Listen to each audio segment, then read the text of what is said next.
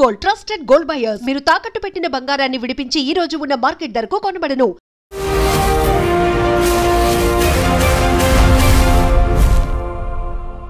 నమస్తే, welcome to I dream social spotlight with Kavitha. Family కౌన్సిలర్లు, అడ్వకేట్ల అబ్జర్వేషన్లో ఈ మధ్య కాలంలో పెళ్ళై నెల రోజులు కాకుండానే విడాకులకు వెళ్తున్నటువంటి జంటల సంఖ్య మెల్లిమెల్లిగా పెరుగుతోంది. యాక్చువల్గా జీవితంలో ఒక పెళ్ళికి అంత ప్రాధాన్యత ఇచ్చిన తర్వాత విడాకులకి ఎందుకంత తొందరగా నిర్ణయం తీసుకుంటున్నారు? ఫ్యాక్టర్స్ ఏమున్నాయి? అక్కడ పేరెంట్స్తో పాటుగా పార్ట్నర్స్ తీసుకోవాల్సినటువంటి జాగ్రత్తలు, హౌ టు సేవ్ మ్యారేజ్, దాని గురించి మాట్లాడుకుందాం. మనతో పాటుగా ఉన్నారు సుప్రీంకోర్టు అండ్ హైకోర్టులో ప్రాక్టీస్ చేస్తున్నటువంటి అడ్వకేట్ జిఎం రావు గారు. సార్ నమస్తే. నమస్తే. ఎలా ఉన్నారు మీరు? ఫైన్. రోజుకు ఇన్ని కేసులు చూస్తుంటారు, పదులు కాదు వందల సంఖ్యలో కేసులు చూస్తూ ఉంటారు. మనం గతంలో హౌ టు సేవ్ మనీ అని మాట్లాడుకునే వాళ్ళం, హౌ టు సేవ్ లైఫ్ అనేది బ్లడ్ డొనేషన్ కోసం. దీని గురించి హౌ టు సేవ్ మ్యారేజ్ ఏంటి అసలు, దాన్ని ఇంత సేవ్ చేసుకోవాలి, జాగ్రత్తగా బదిలపరుచుకోవాలి, ఇలాంటి మాట్లాడుకునే పరిస్థితులు ఎందుకు వచ్చాయి అసలు? వక్రతుండు మహాకాయ సూర్యకోటి సమప్రభ నిర్విఘ్నం కురుమే దేవ సర్వకార్యేషు సర్వదా. గురు బ్రహ్మ గురు విష్ణు గురుదేవో మహేశ్వర గురు సాక్షాత్ పరబ్రహ్మ తస్మై శ్రీ గురవే నమః. మ్యారేజ్ అనేది ఒక పవిత్ర బంధము. మన హిందూ మ్యారేజ్ ప్రకారంగా చాలా పవిత్ర బంధం. And the relationship of the marriage is also very very delicate. తల్లిదండ్రులతో గొడవపడ్డా, అన్నదమ్ములతో గొడవపడ్డా కానీ ఏదో ఒకసారి కలుస్తాం, కానీ హస్బెండ్ అండ్ వైఫ్ గొడవపడి విడిపోతే ఇంకా కలిసేది ఉండదు. ఎందుకు వస్తున్నాయి మనకు ఈ మ్యారేజెస్, ఎందుకు డైవర్స్ చాలా తీసుకుంటున్నారు అనేది ట్రెండ్ బాగా మారిపోయిందండి. మనకు పాతకాలంలో ఉండే ట్రెండ్ కానీ ఇప్పుడున్న ట్రెండ్ చాలా మారిపోయింది. నా అబ్జర్వేషన్లో పాతకాలంలో ఒక సొసైటీలో బతికే వాళ్ళు చిన్నగా ఉండేది community, and boy friends girl friends ఉండేవాళ్ళు కాదు. ఇప్పుడు ఇల్లు ఒక చోట, కాలేజ్ ఒక చోట, and boy friends girl friends అనేది చాలా కామన్ అయిపోయింది. అది లేకుండా బతుకు లేకుండా అయిపోయింది. ఇంకా గ్రేట్ ఏంటిదంటే, నేను సింగపూర్లో వర్క్ చేసినప్పుడు చూస్తే అక్కడ అమ్మాయికి బాయ్ ఫ్రెండ్ దొరకకపోతే తల్లిదండ్రులు దేవుడికి మొక్కేవాళ్ళు, తొందరగా బాయ్ ఫ్రెండ్ దొరకాలని చెప్పి అగరబత్తులు తీసుకొని వెళ్ళి ఇలా ఇలా అని చెప్పి పూజ చేసేవాళ్ళు అక్కడ. సో ఇక్కడ కూడా బాయ్ ఫ్రెండ్ గర్ల్ ఫ్రెండ్ చాలా తప్పకుండా అయిపోయారు ప్రతి మనిషికి. మ్యారేజ్ అవ్వగానే పెళ్ళికి ముందు బాయ్ ఫ్రెండ్ ఏంటిది, రోజుకి 100 సార్లు ఫోన్ చేస్తాడు, పొద్దున్నే బాగున్నావు అంటాడు, ఐస్ క్రీమ్ తినిపిస్తాడు, దగ్గితే తలపైన కొడతాడు, ఏడిస్తే ఖర్చిపిస్తాడు. కానీ పెళ్ళైన తర్వాత హస్బెండ్తో ఆ రిలేషన్ ఉండదు. సో అప్పుడు అక్కడ కంపారిజన్ స్టార్ట్ అవుతుంది అనమాట. సైకలాజికల్గా ఇంటర్నల్గా కంపారిజన్ స్టార్ట్ అవుతుంది. అరే అసలు అట్లా ఉండాలి కదా, ఈయన ఏంటిది ఇట్లా ఉన్నాడు అన్నట్టుగా. ఆ comparison is one of the problem which people are facing nowadays. Apart from that comparison, పెళ్ళికి ముందు ప్రీమరిటల్ కౌన్సిలింగ్ అనేది లేకుండా పోతుంది. ముందు లేకుండే కానీ ఇప్పుడు అవసరం ప్రీమరిటల్ కౌన్సిలింగ్ అనేది. అంటే పెళ్ళి అయిన తర్వాత మీరు ఎట్లా బతకాలి అనేది. ఓకే, ఫస్ట్ ఆఫ్ ఆల్ పెళ్ళి ఒక 4 పిల్లర్ల పైన ఉంటుందండి. Respect is the first pillar. Respect towards each other. ఏ రోజైతే నువ్వెంత నేనెంత, నువ్వెవర్రా నేనెవర్రా అనుకునే స్టేజ్ వచ్చిందని అంటేనే అక్కడ మ్యాక్సిమంగా మ్యారేజ్ కొలాప్స్ అవుతున్న situations. Next thing is that మ్యారేజ్లో ట్రస్ట్ అనేది ఒకటి ఉండాలి. ఈ కాలంలో ఆ ట్రస్ట్ కూడా చాలా తగ్గిపోతూనే ఉంటుంది. అంటే from the day one the trust is not there. నీకెవరున్నారు, ఎంతమంది ఉండే నీకు గర్ల్ ఫ్రెండ్స్, అక్కడ నుంచే స్టార్ట్ అవుతుంది మ్యారేజ్ అనేది. నీకెవరైనా గర్ల్ ఫ్రెండ్స్ ఉండేనా, నీకెవరైనా బాయ్ ఫ్రెండ్స్ ఉండేనా అనేది. సో నెక్స్ట్ వచ్చేసి ట్రస్ట్ అయిపోయిన తర్వాత మనకు వచ్చేసి లాయల్టీ ఉండాలి. ఇద్దరు ఒకరికొకరు లాయల్గా ఉండడం అనేది ఒక పిల్లర్. నెక్స్ట్ పిల్లర్ వచ్చేసి to ensure without any communication gap.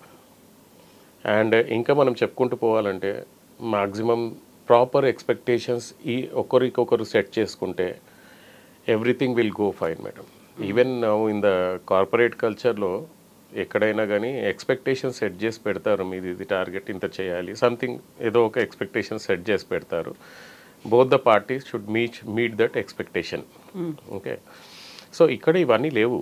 మనకు పెళ్ళి అవుతుంది, పెళ్ళి అవగానే మరీ పెద్ద దరిద్రంగా మారింది సిచ్యువేషన్. ఏంటిదంటే వాళ్ళ అమ్మాయి వాళ్ళ తల్లిదండ్రులు నేర్చుకోవాల్సింది ఏంటిదంటే, పెళ్ళి అయిన 2వ రోజు నుంచే రోజుకి 2-3 గంటలు మాట్లాడడము, 4-5 గంటలు మాట్లాడడము, ఫోన్లో ఎవరు ఆ అమ్మాయితో. అసలు అది అనేది హస్బెండ్కి ఫ్రస్ట్రేషన్ క్రియేట్ చేస్తుంది.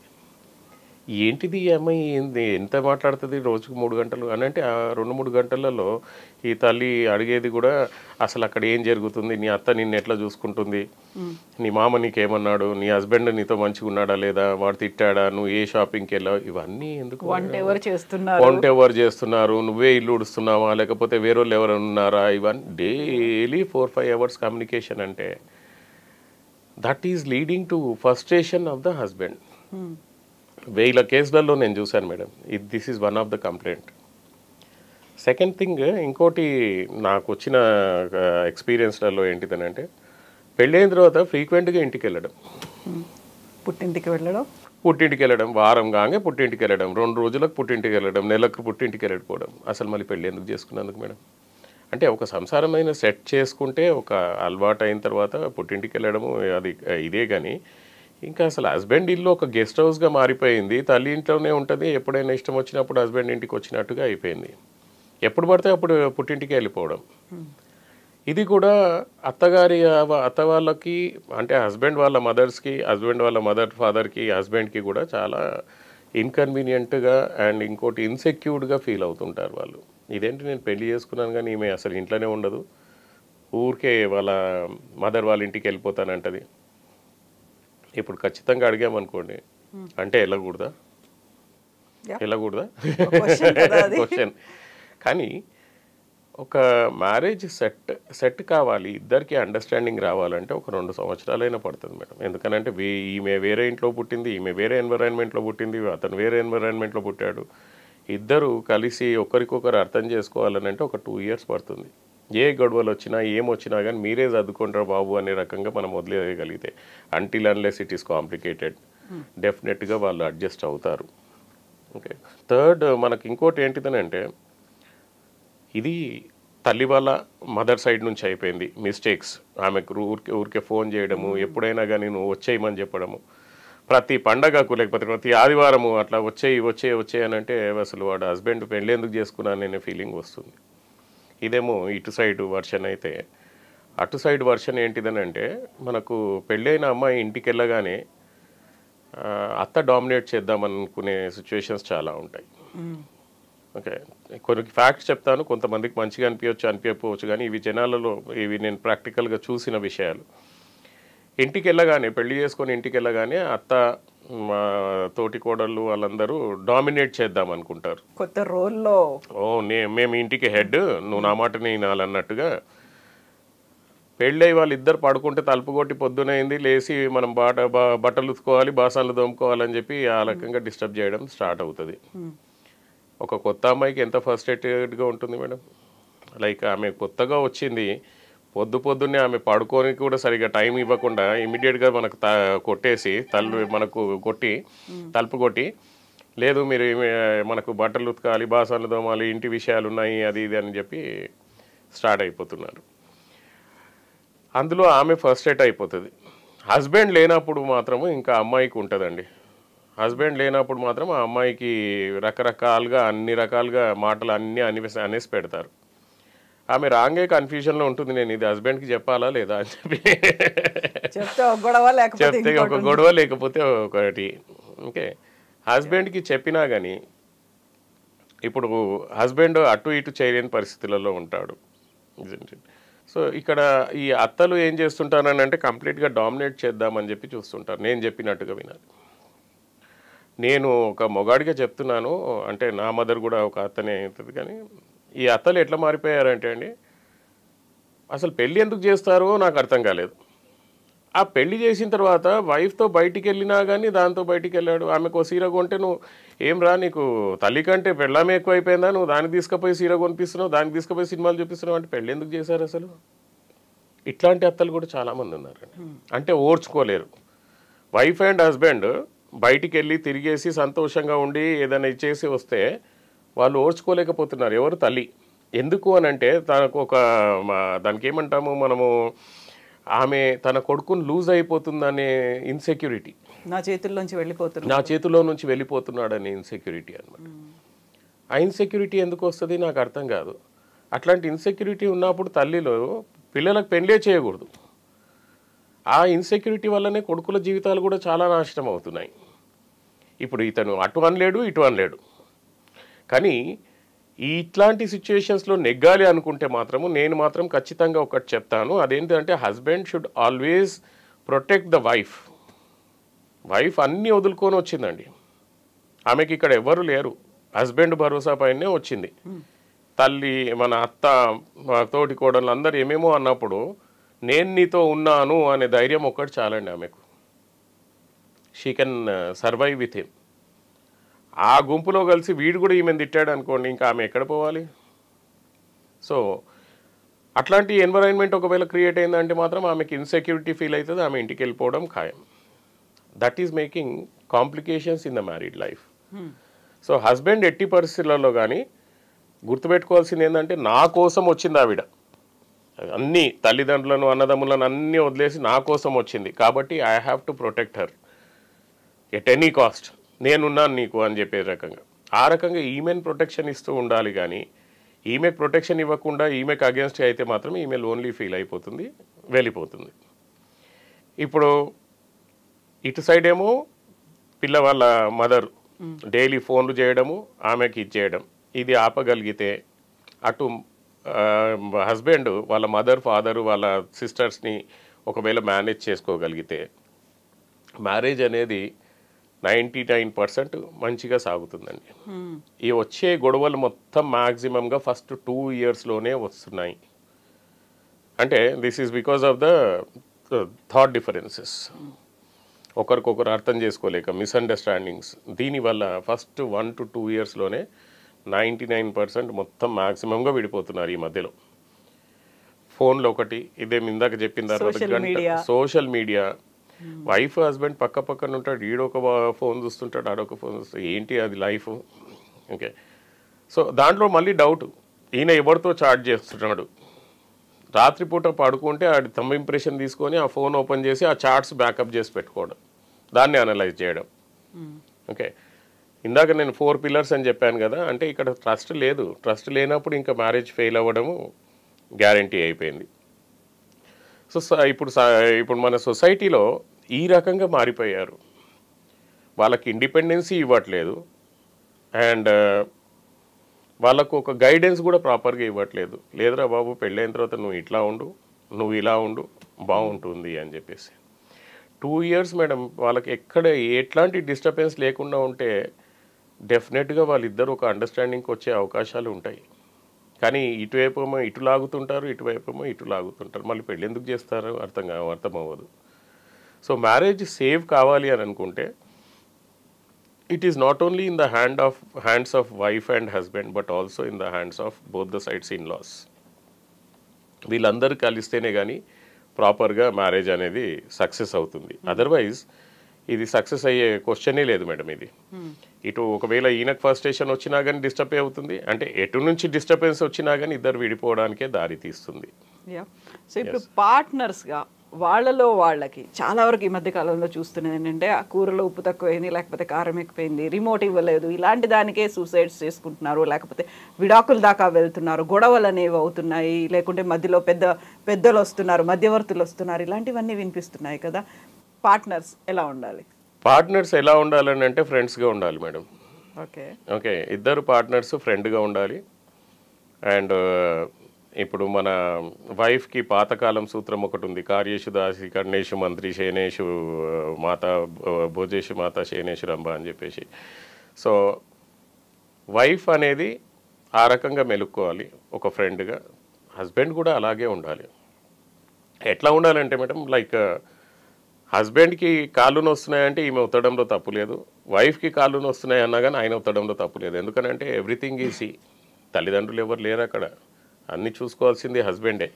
అందులో సిగ్గుపడాల్సిన పని లేదేమో, నా వైఫ్కి కాళ్ళు నొస్తున్నాయి నేను ఎందుకు కొత్తాలా, నేను మేల్ డామినేటెడ్ అనే రకం కాకుండా ఆమెకు అన్ని రకాలుగా కేర్ తీసుకోవాలి. ప్రతి విషయంలోనూ కేర్ తీసుకోవాలి. ఆమె మాటకు రెస్పెక్ట్ ఇవ్వాలి, ఆమె కూడా ఈయన మాటకు రెస్పెక్ట్ ఇవ్వాలి. సో ఈ 4 pillars madam, respect, trust, loyalty and communication gap లేకుండా పార్ట్నర్స్ మధ్యలో ఇవి మేనేజ్ చేసుకోగలిగితే మాత్రము చాలా సక్సెస్ఫుల్గా చాలా బ్యూటిఫుల్ లైఫ్ అనుభవిస్తుంటారు వాళ్ళు. ఏముంది మేడం, వచ్చేటప్పుడు వైఫ్ని తీసుకొని డ్రాప్ చేయడం, లేకపోతే పొద్దున్న వెళ్ళి డ్రాప్ చేయడము, తిన్నావా అని అడగడం. మీకు ఒక జోక్ ఏంటిదంటే, యూఎస్లో ప్రతి గంటకు ఒకసారి ఫోన్ చేసి వాళ్ళ వైఫ్కి ఐ లవ్ యూ అంటాడు. నాకు షాక్ అయిపోయింది. నేను ఇదేంట్రా బాబు, పెళ్ళని పట్టుకొని ప్రతి గంటకు ఒకసారి ఫోన్ చేస్తాడు, మాట్లాడతాడు 2 నిమిషాలు, హౌ ఆర్ యూ అది ఇది అని అంటాడు, ఐ లవ్ యూ అని అంటాడు, ఆమె ఐ లవ్ యూ అని పెట్టేస్తుంది. పక్కోడికి అడిగా, ఏంటిది ఇది ఇప్పటికే 4 సార్లు చెప్పిండు ఐ లవ్ యూ అంటే, వాడు చెప్పకపోతే వేరేవాడు చెప్తాడని భయం అంటే. గ్యాప్ ఫిల్లింగ్ అనేది ఉంటుంది. ఓకే. సో ఒక రకంగా నిజంగానే ట్రూ అది. మనిషికి మనం కేర్ చేయకపోతే ఆ మనిషి ఇంకో రకంగా ఇంకో దగ్గర కేర్నెస్ తీసుకుందాం అనుకునే అవకాశాలు చాలా ఉంటాయి. సో అవకాశం ఇవ్వకుండా ఇచ్చేసుకోవాలి. ఇంకా నిగూఢమైన రహస్యము ఇది, బయటికి చెప్పుకోకూడదు, చెప్పుకోలేనిది వాళ్ళు మ్యాక్సిమంగా ఏంటిదని అంటే, హస్బెండ్ నైట్ డ్యూటీ, ఆమె మార్నింగ్ డ్యూటీ, అండ్ ఇద్దరు అసలు ఫిజికల్గా ఒక్కరికొకరు దగ్గర ఉండే క్వశ్చనే లేకుండా వెళ్ళిపోతుంది. That is creating lot of frustration when there is no physical intimacy, so that somehow reflecting on other activities. So partners అనేటి అన్ని రకాలుగా మనము కరెక్ట్గా చూసుకోవాలి. What is their needs and what are their expectation, other person expectations, అవన్నీ ఉంటాయి. ఇప్పుడు కొంతమంది దగ్గర అన్నీ బాగానే ఉంటాయి, ఫిజికల్ ఇంటిమేసీ ఎవ్రీథింగ్ బాగానే ఉంటాయి, కానీ టైం ఉండదు. అసలు ఆయన నాతో టైమే స్పెండ్ చేయడు సార్, ఆయన అసలు ఒక సినిమాకి కూడా తీసుకెళ్ళలేదు ఇప్పటి వరకు. చిన్న కోరికలు ఉంటాయి కదా, ఒక సినిమాకి వెళ్దాము, గార్డెన్కి వెళ్దాము, అట్లాంటివి కూడా ఉంటాయి. సో ఒక పెళ్ళి అయిన తర్వాత ఒక వైఫ్ని ఒక దగ్గర ఫ్రెండ్గా మనం బిహేవ్ చేసుకుంటే చాలా బాగుంటుంది. అండ్ ఈ 4 మాత్రం కంపల్సరీగా మెయింటైన్ చేసి, ఒక ట్రస్ట్, లోయాలిటీ, మన కమ్యూనికేషన్ గ్యాప్ లేకుండా చూసుకోవడము, రెస్పెక్ట్ టువర్డ్స్ ఈచ్ అదర్, ఇవి ఉంటే మాత్రం డెఫినెట్గా వాళ్ళు లైఫ్ అనేది సక్సెస్ఫుల్గా జీవించగలుగుతారు మేడం. సో పర్ డే మీరు ఎంతమందిని చూస్తున్నారు? ఇలా మేము వేగలేకపోతున్నాం, అందులో మ్యాక్సిమం షార్ట్ పీరియడ్ అనేది ఎంత మీరు అబ్జర్వ్ చేసిన దాంట్లో, పెళ్ళైన తర్వాత ఎంత తక్కువ కాలంలోనే మీ దగ్గర? జస్ట్ ఒక రీసెంట్ కేసు 15 daysలో విడిపోయారు మేడం. విడిపోయారు కూడా? విడిపోలేదు, ఇంకా నడుస్తుంది ప్రాసెస్. బట్ ఆల్మోస్ట్ దాంట్లో కూడా ఒకళ్ళేమో నేను ఇయ్యనంటారు, ఒకళ్ళేమో నేను డైవర్స్ ఇస్తాను, నాతోటి కాదు. ఇప్పుడు అమ్మాయి అంటది నాకు అసలు అవసరమే లేదు, నేను నీతోటి ఉండదలుచుకోలేదు. ఓకే. అండ్ అంటే కొన్ని కేసులు ఎగ్జాంపుల్స్ చెప్తున్నాను. జస్ట్ ఇంకొక కేసులో పాపం ఆవిడ కనీసం ఒక 25 సంబంధాలు చూసారట. 25 సంబంధాలు చూసిన తర్వాత నచ్చలేదు అని చెప్పి ఒక సంబంధం చేసుకుంది. దాని తర్వాత ఒక 3 months తర్వాత వాళ్ళ నాన్నమ్మ అడిగిందంట, అది మీకు అసలు ఫిజికల్ ఇంటిమేసీ ఉందా అని చెప్పి. ఆమె అన్నదంట ఫిజికల్ ఇంటిమేసీ అంటే ఏంటిది అని చెప్పేసి. అప్పుడు గొడవ స్టార్ట్ అయింది. అండ్ చూస్తే దట్ పర్సన్ ఈజ్ ఇంపార్టెంట్. ఇది ఒక జెన్యూన్ రీజన్. కానీ మ్యాక్సిమం రీజన్స్లో ఏంటిదని అంటే అసలు బ్లేమింగ్ ఈచ్ అదర్ అండి. ఆయన నన్ను కొడతాడంటది, ఈమె చూస్తే ఈమె నన్ను కొడుతుందంటే, చేతుల వరకు వెళ్ళిపోయాయి మేడం. ఇప్పుడు రూమ్లో కూడా ఏదైనా గొడవ కాగానే ఏదో ఫ్రస్ట్రేషన్ మైండ్లో పెట్టుకుని ఆ ఫ్రస్ట్రేషన్ ఆమె పైన తీయడము, ఆమె దాన్ని ఊరుకోకుండా మళ్ళీ రిటర్న్ చేయడము. సో ఇప్పుడు మ్యాక్సిమం కేసెస్ వచ్చేటి మొత్తము మన మ్యాట్రిమోనియల్ కేసెసే మేడం. మ్యాట్రిమోనియల్ కేసెస్ నెక్స్ట్ వచ్చేసి మళ్ళీ క్రిమినల్ కేసెస్ కూడా అదే రకంగా ఉంటున్నాయి. అంటే ఈ క్రిమినల్ కేసెస్ కూడా వీళ్ళేసేటి 498A కేసులు వేయడము, డౌరీ హరాస్మెంట్ కేసులు వేయడము, మన డివిసి కేసెస్ వేయడం, అండ్ మళ్ళీ తర్వాత వచ్చేస్తే దీన్ని రిలేటెడ్ ప్రాపర్టీ కేసెస్. సో దీని లోపల నాకు తెలిసిన విషయాలలో జాగ్రత్తలు తీసుకోవాల్సింది ఏంటిదంటే, పార్ట్నర్స్ ఇది డిఫరెంట్గా చెప్తున్నాను మీరు అడగకుండానే, ఈ పార్ట్నర్స్ కలిసి ఉండడం ఇది బెటర్. కానీ జాగ్రత్తలు కూడా తీసుకోవాల్సింది ఏంటిదని అంటే, at least 4 to 5 years until unless they gain confidence in each other. ఎప్పుడైతే కట్నం కింద మా పాపకు మేము ఒక ఫ్లాట్ రాసిస్తాము అని అన్నారో, అది ఆ పాప పేరు మీదనే ఉండడం బెటర్. స్త్రీధనం అనేది స్త్రీ దగ్గర ఉండడమే బెటర్. ఓకే. అండ్ దీనికి ప్రీమాట్రిమోనియల్ అగ్రిమెంట్ అని చెప్పేసి ఒకటి ఉంటుంది, ప్రీనప్ అని చెప్పేసి, అది రాసుకోవడం బెటర్. నావి ఇన్ని నగలు, నీవి ఇన్ని నగలు. ఇప్పుడు ఒక హైలైట్ పాయింట్ ఏంటిదంటే, కోర్టులలో వెళ్ళి మనం చూస్తే 1000 కేసులలో అమ్మాయి ఏమంటుంది, నా నగలు మొత్తం ఆయన్నే లాగేసుకున్నాడు అంటుంది. అసలు ఫస్ట్ ఈమెనే నగలు అన్నీ తెచ్చేసుకుంటుంది. ఈమె నగలే కాదు, వాళ్ళు పెట్టిన నగలు కూడా తెచ్చేసుకుంటుంది. మళ్ళీ రాసేది ఏంటిదని అంటే, నా నగలు మొత్తం వాళ్ళ దగ్గరే ఉన్నాయని రాస్తుంది.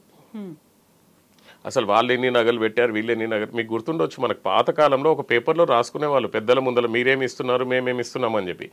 That is nothing but prenup agreement అనుకోవచ్చు మనం. క్లియర్గా ఉండేది. సో ఇప్పుడు ఇలా చేసేస్తున్నారు. సో ఇంకొక సిచ్యువేషన్లో ఇంకొకటే కాదు, అట్లాంటి చాలా ఉన్నాయి. నాకు గుర్తొచ్చింది ఒక కేసు చెప్తున్నాను. Gachibowli LNT towers. ఆ టవర్స్లో వైఫ్ అండ్ హస్బెండ్ 4 yearsగా ఉంటున్నారు ఒక ఫ్లాట్. దాని తర్వాత వాళ్ళ మదర్ ఫాదర్ కూడా 2-3 ఉండే. వైఫ్ ఏం చేసింది, అవన్నీ ఎందుకండి అక్కడిక్కడ బొంబాయిలో పెట్టడం, అవన్నీ అమ్మేసి ఇక్కడే కొందామని చెప్పి. హస్బెండ్ ఏం చేశాడు, సరే అని చెప్పి ఈమె పేరు మీద 2 కొన్నాడు, ఇంకొకటి 2 కొన్నాడు. కొన్న సంవత్సరానికి వాడిని బయటికి తన్ని ఎలగొట్టేసి ఆ 2 ఫ్లాట్లు ఆమె ఆక్యుపై చేసుకుందండి. As per the DBC act. So that is the share household, she can not be vacated. So that is the situation. So ఒక 5 years వరకు మనము జాగ్రత్తగా మన రిలేషన్షిప్ బిల్డ్ చేసుకున్న తర్వాత then we have to go further. Otherwise suicides చేసుకుంటున్నారు madam husbands, wives. అవును, ఈ మధ్యలో అవి ఎక్కువ చూస్తున్నాం మనం. సో అలాంటి ఎక్స్ట్రీమ్ సిచ్యువేషన్ అనేది కనిపించినప్పుడు చాలా వరకు అడ్వకేట్స్ చెప్పేది కావచ్చు, ఫ్యామిలీ కౌన్సిలర్లో పెద్దలో చెప్పేది, అంత దూరం ఎందుకు వెళ్తున్నారు, ఇది ఎలాగూ పొసగదు, ఇలాగూ కంటిన్యూ అవ్వదు, విడాకులు తీసుకోవడం బెటర్ కదా అనేటువంటి మాట కూడా ఉంది. 100% మేడం. కానీ దీంట్లో ఏంటిదంటే ఒక రివెంజ్ ఆస్పెక్ట్ అనేది వస్తుంది. విడాకులకి రివెంజ్ ఆస్పెక్ట్ అనేది వస్తుంది. ఇప్పుడు మగవాడు ఉన్నాడు, నేను ఇయ్యను పోయి ఏం చేసుకుంటావు అని అన్నాడు అనుకోండి. సో వాడు పోయి ఎవరితోటో ఎక్కడో ఉంటాడు, ఈమె ఉండలేదు. So that kind of situations are getting arised. సో ఇప్పుడు అమ్మాయి కూడా ఒక్కొక్కసారి ఏంటిదంటే అమ్మాయికి పిల్లలు ఉన్నారు, హస్బెండ్కి అమ్మాయికి కుదరట్లేదు, ఇంకా పిల్లలు పుట్టిన తర్వాత ఆమెకు పెళ్లి చేసుకోవాలనే ఉద్దేశం ఉండదు. కాబట్టి she will be in a revenge that to destroy the other the spouse. So అవే నడుస్తున్నాయి. నా దగ్గరకు వస్తారు, సార్ మీరు ఏం చేస్తారో నాకు తెలియదు, ఓకే వాడిని మాత్రం రోడ్డు మీదకి లాక్కరావాలి సార్ మనం అంటారు. నేను అన్నాను, అమ్మ ఇది కర్మ అనేది నువ్వు ఇంకా పెంచుకుంటున్నావు, అదే ప్రాప్త కర్మలో ఉన్నది నువ్వు అనుభవిస్తున్నావు, ఆగామి కర్మలో నువ్వు మళ్ళీ యాడ్ చేసుకుంటున్నావు. ఎందుకమ్మా ఈ రివెంజ్లు అవన్నీ, మళ్ళీ వచ్చే జన్మలో నీకు కూడా అదే రివెంజ్ పడుతుంది. సో సింపుల్గా ఆలోచించు, నీ లైఫ్ ఎట్లా హ్యాపీగా ఉంటుందని. రివెంజ్లో నువ్వు అయితే హ్యాపీగా ఉండలేవు, అది చెప్తుంటాను నేను మ్యాక్సిమంగా. ఈ రివెంజ్ల వల్ల అనేది కూడా డైవర్స్ మొత్తం జీవితాలు నాశనం అయిపోతున్నాయి. ఎవరు చెప్పని యాంగిల్ ఏంటిదనంటే ఇట్లాంటి రివెంజ్లో the divorce period can go for about 15 to 20 years. ఇది చాలామంది అడ్వకేట్స్ చెప్పరు. లోయర్ కోర్టులో మనం ఫైట్ చేస్తాం మేడం. ఒక వైఫ్ ఫైట్ చేస్తుంది లోయర్ కోర్టులో. లోయర్ కోర్టులో 5 years తర్వాత డివోర్స్ వచ్చింది. హస్బెండ్ ఆమెకు డివోర్స్ ఇవ్వద్దని అనుకుంటే వాడు హైకోర్టుకి వెళ్తాడు, ప్రొలాంగ్ చేయొచ్చు దాన్ని. హైకోర్టుకి వెళ్తే హైకోర్టులో ఒక 5 సంవత్సరాలు. హైకోర్టులో divorce cases are pending since 2016 also, even today. Appeals. So 10 years అనుకోవచ్చు యావరేజ్గా. ఇక్కడ 5 years అయింది, అక్కడ ఒక 10 సంవత్సరాలు 15 సంవత్సరాలు అయింది. సుప్రీంకోర్టుకి పోతే ఇంకో 5 సంవత్సరాలు అనుకోండి, 20 years లైఫ్ ఈజ్ గాన్. అవును, ప్రతిరోజు గొడవలు ఉంటాయి, ప్రతిరోజు కోర్టు కేసులు ఉంటాయి, ప్రతిరోజు ఇలాంటి వాయిదాలు వీటి కోసమే తిరగాల్సి ఉంటుంది. 100% లైఫ్ అనేది ఇదైపోతుంది. సో ఇట్లాంటిది ఒకవేళ సిచ్యువేషన్లో ఉంటే మనుషులు ఒకవేళ really they are not in a position to take the divorce, they are not in a position to settle the matter. So he has to accept as his karma and go along with that. That will be the happiest situation. అటు చేయలేం ఇటు చేయలేం. ఈ situation ఎట్లాంటిదంటే madam, మీకు అర్జెంటుగా meeting ఉంది, మీరు car డ్రైవింగ్లో ఉన్నారు, మధ్యలో కార్ ఆగిపోయింది ట్రాఫిక్ వల్ల. అటు మనం మీటింగ్ అటెండ్ అవ్వలేము, ఇటు కార్ని కూడా వదిలిపోలేము మనం. సో జీవితంలో కూడా అట్లాంటి సిచ్యువేషన్స్ చాలామందికి వస్తుంటాయి. సో అట్లాంటి సిచ్యువేషన్స్ వచ్చినప్పుడు ఏదో జరిగిపోయింది, ఇంకా నేను సూసైడ్ చేసుకుంటాను అవి ఇవి అనకుండా he has to accept this is my situation, I have to go along with it. So then only a person will be happy. ఈ మ్యారేజెస్ మనకు పర్ఫెక్ట్గా రన్ అవ్వాలి అని అనుకుంటే మాత్రము ఇద్దరు అండర్స్టాండింగ్లో ఉండాల్సిందే. ఏ చిన్న విభేదాలు వచ్చినా కానీ కడుపులో పెట్టుకోకుండా, నువ్వు నాకు ఆ రోజు ఆయన ముందర ఏదో వెళ్ళినప్పుడు ఫ్రెండ్స్ ముందర ఏదో ఒక తెలియకుండా ఏదో ఒక మాట అన్నారనుకోండి, నువ్వు నాకు ఆ రోజు అట్లా అన్నావు అని చెప్పి ఒక 6 నెలల తర్వాత చెప్తే తన మనసులో పెట్టుకొని ఉన్నట్టు. అట్లాంటి ఏమన్నా మిస్అండర్స్టాండింగ్ జరిగినప్పుడు ఇమీడియట్గా అదే రోజు క్లారిఫై చేసుకొని క్లియర్ చేసుకోవడం బెటర్ మేడం. మీ చిన్న మిస్అండర్స్టాండింగ్స్ కూడా లోపల పెట్టుకుంటే one day that will become like a volcano, and ఇంకా ఆ రోజు ఏమీ మిగలదు. కాకపోతే వీటన్నిటిని మనం జనరలైజ్ చేయడానికి కుదరదు కదా. పర్టికులర్గా every couple has their own set of problems కావచ్చు, 100%. ఇష్యూస్ కావచ్చు, వాళ్ళ కన్సర్న్ కావచ్చు, వాళ్ళ ఓన్ పర్సెప్షన్ ఉంటుంది, వాళ్ళ ఓన్ యాంగిల్ అనేది ఉంటుంది. అలాంటప్పుడు మీరు ఎట్లా డిసైడ్ చేస్తారు whether they have to continue it or break it అనేది? వాళ్ళు కంటిన్యూ అవుతారా, బ్రేక్ అవుతారా? మీరు అసలు ఆ డెసిషన్ అనేది ఎట్లా తీసుకుంటారు, ఎట్లా సజెస్ట్ చేస్తారు వాళ్ళకి? Madam, the matrimonial counselling and matrimonial discussion దానికి సొల్యూషన్ ఇవ్వాలంటే it needs good amount of time. ఏదో మనకు మామూలు కన్సల్టేషన్ లాగా చెక్ బౌన్స్ అయినా పర్లేదు మనం నోటీస్ పంపించేద్దామని పంపించడానికి వీల్లేదు. We have to understand what exactly happened with them. That will take at least minimum half an hour or more. ఒక్కొక్కసారి 45 నిమిషాలు కూడా పడుతుంది. వాళ్ళు వచ్చి ఇదంతా డే వన్ నుంచి చెప్పుకుంటూ వస్తూ ఉంటారు కదా. మనం చెప్తారు ఇంపార్టెంట్ పాయింట్స్ చెప్పండి అమ్మా అన్నా కానీ చెప్తారు 30 to 45 మినిట్స్ పడుతుంది, ఇది ఇలా జరిగిందండి చెప్పేసి. ఓకే, దాంట్లో నేను ఫస్ట్ చెప్పేది ఏంటిదని అంటే, నేను నా ఇన్ఫ్లుయెన్స్ ఎప్పుడూ చేయను. I'm a certified mediator, I'm a certified arbitrator. నేను సుప్రీంకోర్టులో కేసులు చూశాను, హైకోర్టులో కేసులు చూశాను. ఇవన్నీ చూసిన తర్వాత మీడియేషన్లో ఉన్న రూల్స్ ఏంటిదనంటే we should not influence the person. So ఆమెకే అడుగుతాను, ఇవన్నీ జరిగాయి కదా, ఏం చేయాలనుకుంటున్నారు మీరు అని. They will come out with a solution because what is there in the mind అది మనకు కావాలి. సో వాళ్ళు ఇప్పుడు డైవర్స్ అన్నారు అనుకోండి, first of all I will tell them take your own time, think twice, put all your 100% of your efforts again. మళ్ళీ ఒకసారి 100% efforts పెట్టండి. నిజంగానే కుదరదు అనుకున్నప్పుడు, విరక్తి వచ్చినప్పుడు ఒక డెసిషన్కి రండి. ఆ డెసిషన్ తీసుకున్నాక మాత్రము you should never regret in your life time that I have done something wrong కదా madam. This is what I feel. ఎందుకనంటే ఒకసారి తొందరలో మనం డైవర్స్, చాలా పెద్ద డిసిషన్ డైవర్స్ అనేది. డైవర్స్ డిసిషన్ తీసుకున్న తర్వాత అయ్యో నేను డైవర్స్ తీసుకొని చాలా తప్పు చేశానే అంటే వాడు జీవితం మొత్తం కుంగిపోతాడు. So he should never regret about his decision that the divorce decision is right for my life. Okay, so ఇది ఒక్కొక్క మీరు అన్నట్టుగా ప్రతి ఒక్కరికి ఎంటైర్లీ డిఫరెంట్ స్టోరీ ఉంటుంది, డిఫరెంట్ సిచ్యువేషన్స్ ఉంటాయి. సో దానిలోపల మనకు మ్యాక్సిమంగా వాళ్ళపైన వదిలేసి ఒకవేళ డైవర్సే కావాలని అనుకుంటే I recommend them that sit along with them and then come to a conclusion for a mutual divorce. Life is very precious, madam. మనకు ఈ సిచ్యువేషన్స్లలో we have to see that as a advocate మనం ఏంటిదనంటే ఎంత తొందరగా వాళ్ళని బయట పడేయగలుగుతాము, ఎంత తొందరగా వాళ్ళ లైఫ్ బతకగలుగుతారని చూడాలి. కానీ అడ్వకేట్గా in the family matters I never suggest anybody that they should complicate these matters. Okay, so వాళ్ళకు ఒకటి చెప్తాను మేడం, ఇది మీరు కలిసి మాట్లాడి ఎఫర్ట్స్ పెట్టండి. సో మ్యూచువల్ డైవర్స్లో వెళ్ళండి. ఇప్పుడు కొంతమంది అంటారు నాకు 80 లక్షలు కావాలి, ₹1 కోటి కావాలి. మొన్న మీరు న్యూస్లలో కూడా చూసారు 30 కోట్లు 50 కోట్లు కావాలి అని అంటే అది చంద్రుడిని తెచ్చి ఇమ్మన్నట్టే ఉంటుంది. రీజనబుల్గా లేదు, ఒక 28 ఇయర్స్ వస్తున్నాయి, మ్యారేజ్ మాత్రమే ఖర్చులు పెట్టారు, పోతే పోయింది ఖర్చులు. కానీ ఒకవేళ ఇది మ్యారేజ్ నుంచి బయటకు వస్తే ఇంకో మ్యారేజ్ చేసుకొని అట్లీస్ట్ హ్యాపీగా అయినా ఉండొచ్చు. సో ఈ ఇద్దరికి నేను అదే చెప్తాను, ఎవరైనా కానీ first try for the mutual consent divorce. ఇంకా కుదరలేదా we'll go for the contested divorce. Contested డివోర్స్లో కూడా I will put my best efforts in the court mediation. And చాలా మట్టుకు నేను జడ్జికి కూడా రిక్వెస్ట్ చేస్తాను, జడ్జి గారు మీరు ఒక్కసారి ఇంటర్వ్యూ అయ్యి మీ ఇద్దరితో ఒకసారి మాట్లాడండి మేడం అని. ఆ జడ్జిలు చాలా కేసెస్ సాల్వ్ చేసినవి ఉన్నాయండి. ఇప్పుడు మన ఇంటిగ్రేటెడ్ ఫ్యామిలీ కోర్టులో జడ్జెస్ కూడా చాలామంది కేసెస్ వాళ్ళే పర్సనల్గా మీడియేషన్ చేసి సాల్వ్ చేసిన కేసులు చాలా ఉన్నాయి. That is the best way of resolving this matrimonial issues.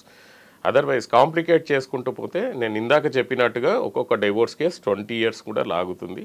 And both the parties will not be happy. ఒకరు డైవోర్స్ కావాలంటారు, ఒకరేమో కలిసి ఉండాలి అని అనుకుంటారు. అప్పుడు ఏం చెప్తారు, ఏం చేస్తారు మీరు? ఇంకా కలిసి ఏ ఒక్క పర్సన్ని మనం బలవంతంగా సంసారం చేయించలేము మేడం. సో అది ఇంకా ఫెయిల్ అయినట్టే, మ్యారేజ్ ఫెయిల్ అయినట్టే.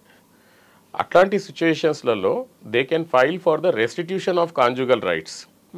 అంటే వైఫ్కి కలిసి ఉండాలని ఉంది, హస్బెండ్ కలిసి ఉండట్లేదు, so wife can file for the restitution of conjugal rights. ఆ రెస్టిట్యూషన్ ఆఫ్ కాంజుగల్ రైట్స్ ఏంటిదంటే నా హస్బెండ్ నాకు వితౌట్ ఎనీ రీజన్ నన్ను వదిలేశాడు, I need my husband back. So ఈ సిచ్యువేషన్లో restitution of conjugal rights order pass అయినా కానీ హస్బెండ్ రాకపోతే that is the waste of time. That is no execution kind of thing. Execution ఉన్నాయి, attachments అవన్నీ, కానీ కాన్స్టిట్యూషన్ ప్రకారంగా ఏ కాన్స్టిట్యూషన్ కానీ ఏ కోర్టు కానీ ఇద్దరికి బలవంతంగా ఒక రూమ్లో పెట్టి మీరు సంసారం చేయండి అని చెప్పేది లేదు. So there is one way, that is restitution of conjugal rights. But 99% అది కూడా వర్కౌట్ అవ్వదు మేడం అది. సో ఒకసారి ఇద్దట్లో ఒక పర్సన్ ఉంటాను ఒక పర్సన్ ఉండరు అని అనుకుంటే they have to try whether they can stay together or not for at least by mediations and all the ways. If that is not possible, they have to get separated. Okay.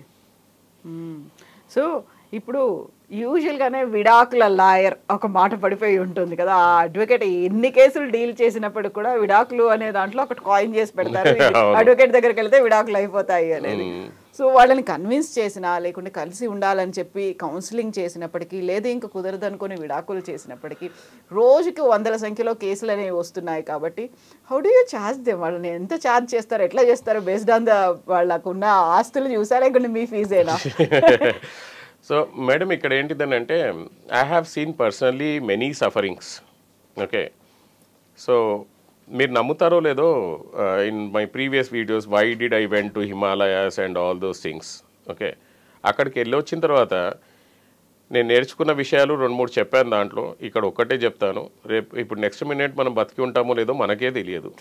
Okay, సంపాదించింది ఏంది మనం తీసుకెళ్ళలేము కదా. And మన ముందర ఉండేటి 3 situations, past, present and future. So మనం పాస్ట్లోకి వెళ్ళి ఏమి modify చేయలేము, ఫ్యూచర్ అనేది మనం ఎక్స్పెక్ట్ చేయలేము. ఫ్యూచర్ కెన్ బి హ్యాపీ ఉందని అనుకుంటే హ్యాపీగా ఉంటాము, లేకపోతే అది డేంజర్ అనిపిస్తే మనం డిప్రెషన్లోకి వెళ్ళిపోతాం. ప్రెజెంట్ సిచ్యువేషనే రియల్ సిచ్యువేషన్, ఇదే మనకు రియాలిటీ. సో మన డైవోర్స్ కేసెస్లలో ఎప్పుడైతే మనుషులు కాల్ చేస్తారో అందట్లో చీపెస్ట్ కన్సల్టేషన్ ఫీ ఛార్జ్ చేస్తాను madam. That is around 1,000 to 2,000 rupees depending on the time. Okay, so ఎందుకు మనకు 1,000 to 2,000 ఛార్జ్ చేయాలి అని అంటే పెద్దలు చెప్పింది ఏంటంటే ఫ్రీ అడ్వైస్ ఎవరికి ఇవ్వకూడదు, దానికి వాల్యూ ఉండదు. ఉచిత సలహాలు వద్దు, ఉచిత సలహాలకు వాల్యూ ఉండదు. సో 1,000 to 2,000 రూపీస్ మనం ఎందుకు ఛార్జ్ చేయాలి, 2,000 రూపీస్ వరకు ఎందుకు ఛార్జ్ చేయాలంటే దాని టైం ఎక్కువ పడుతుంది మనకు. ఓకే, సో అట్లీస్ట్ వాళ్ళకు మినిమం పెట్టుకున్నా కానీ వాళ్ళకు 15 నిమిషాలు మనం వినాలి, మనము 15 నిమిషాలు వాళ్ళకి చెప్పాలి, మళ్ళీ నచ్చ చెప్పాలి, కొన్నిసార్లు టైం ఎక్స్టెండ్ కూడా అవుతుంది. అండ్ ఇది ఏదో నార్మల్ కేసెస్ లాగా కాకుండా ఈ కేసెస్ ఏంటి అంటే మేడం చాలా సెన్సిటివ్. వాళ్ళకు ఆ సెన్సిటివ్నెస్ తోటి మనము ఎక్స్ప్లెయిన్ చేయగలగాలి. ఫ్యామిలీ కేసెస్లలో కొంతమంది నేను సూసైడ్ చేసుకోవాలనుకుంటున్నాను సార్ అని వచ్చిన కేసులు కూడా ఉన్నాయి. ఇప్పుడు వాళ్ళకి మనం ఏదో 2,000 ఛార్జ్ చేసినంత మాత్రాన నువ్వు 15 నిమిషాలలో అర్ధ గంటలో నువ్వు వెళ్ళిపోవని చెప్పడానికి ఉండదు. వాళ్ళకి కంప్లీట్గా సాటిస్ఫై చేసి లేదమ్మా ఇది కాదు ఇది మార్గం అని అంటే వాళ్ళు కన్సల్టేషన్ తర్వాత వెళ్తుంటే వాళ్ళ కళ్ళల్లో ఉన్న మెరుపును, అది ఆ ఉత్తేజాన్ని, మంచి అది హ్యాపీనెస్ని చూసి ఆ సాటిస్ఫాక్షన్ కోట్లు ఇచ్చినా కానీ రాదు మేడం. అది అంటే we are settling some of the lives. నా జీవితంలో ఒకటే ఆశయం పెట్టుకొని నేను మ్యాక్సిమంగా ఈ ఫ్యామిలీ కేసెస్ డీల్ చేస్తుంటాను మేడం. ఎవరు దీంట్లో ఎక్కువ టైం సఫర్ అవ్వకూడదు. That is my intention. నేను హుక్ ఆర్ క్రుక్, ఒకవేళ లోయర్ కోర్టులో కేసు చాలా డ్రాగ్ అవుతుంది అని అంటే I will go to the high court and I will file a direction petition to speed up the process.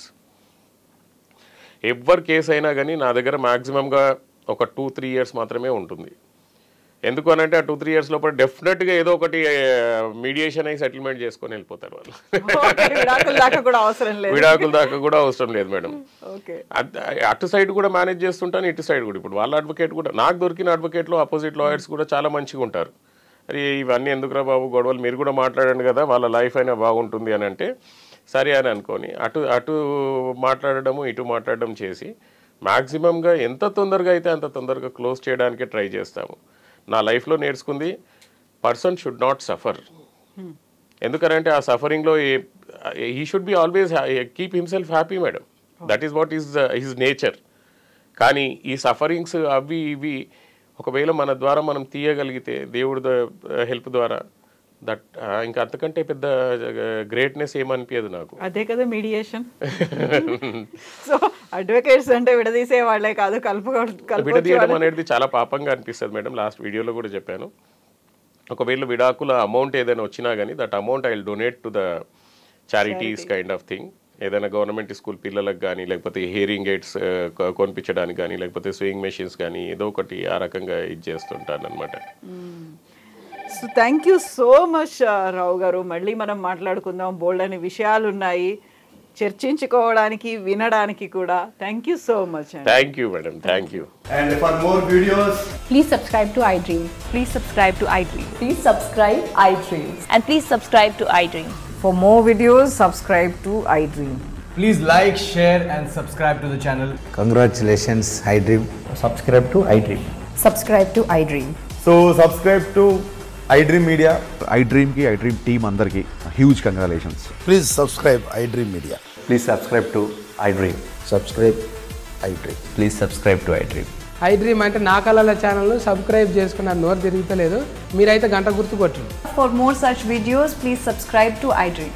Subscribe to iDream. Please subscribe to iDream. Please subscribe iDream Media. Please do subscribe to iDream. Please subscribe to iDream Media. For best entertainment and information, please subscribe iDream. And don't forget to subscribe to iDream.